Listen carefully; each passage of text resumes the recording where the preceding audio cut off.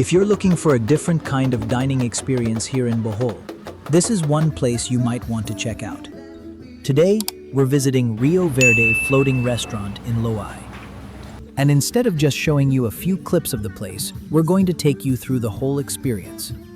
From the moment we arrive to getting inside, seeing the restaurant, checking out the food, enjoying the river views, and seeing what happens along the way. So if you're planning to visit Rio Verde for the first time, come with me and let's take a walk through the experience. Right from the entrance, you can already get a sense that this isn't your typical restaurant. The main attraction here isn't just the food. It's the experience of having a meal while you're surrounded by the river and the scenery of Bohol. And honestly, that's what makes a place like this interesting. You're not simply arriving, sitting down, eating, and leaving. The restaurant itself becomes part of the tour. Mango shake, coconut shake, fresh watermelon shake, beer, coke. Lahat po yun ma'am, may bayad na po, additional lang po.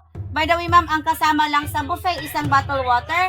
Aalis kasi ang bangka, 45 to 1 hour po. Once nakaalis na, wala na kayong pwedeng ma-order na fruit shake sa bangka mamaya po. As we make our way inside, this is where the experience starts to feel a little different. There's that feeling that you're about to do more than just have lunch. You're here to ride, explore, eat, and spend some time taking in the scenery. If it's your first time visiting a floating restaurant, there's also a little bit of excitement because you're not exactly sure what the experience is going to be like until you get on board. And once you start seeing the boats and the river, you already know that most of the experience is going to happen out on the water. This is also a good time to take a look around before boarding. The surroundings are very different from the usual tourist attractions you might see around Bohol. Instead of a large resort or a busy commercial area, the river becomes the center of everything. And that's really the charm of this kind of experience.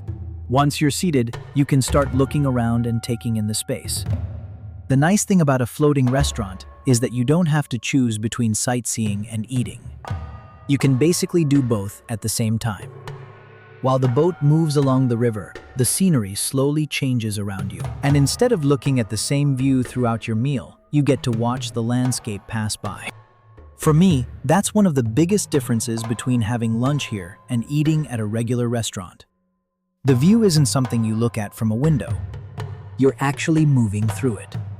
Of course, we can't visit a floating restaurant without checking out the food. And this is probably one of the first things most people will look for once they get on board. There's something satisfying about seeing the food laid out and knowing that you're about to eat while cruising down the river. Let's take a closer look. You can take your time looking around and deciding what you want to put on your plate.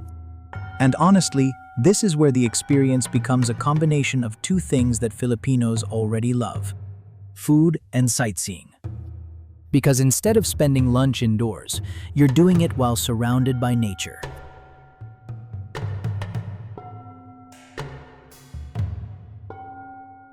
And now, let's talk about the biggest reason people come here: the river. As the boat continues moving, you start getting different views of the surrounding area. One moment you're looking at the water directly beside you. Then the scenery opens up. Then you pass another section of the river surrounded by greenery. And because you're moving continuously, you never really know what the next view is going to look like. And along the way, we also made a stop at the riverbank to meet and interact with members of the local Ati community. This was probably one of the more interesting parts of the tour because it gave us a chance to see a different side of the experience.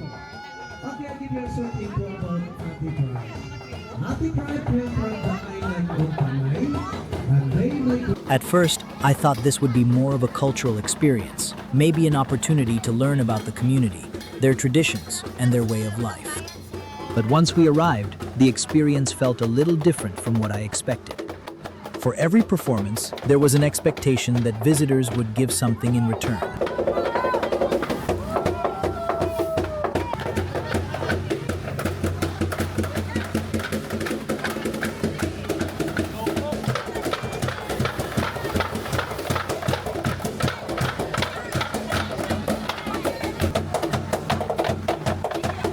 Now, there's absolutely nothing wrong with people trying to earn a living. If someone is selling something or offering a performance, I understand that this can be a way for them to make money.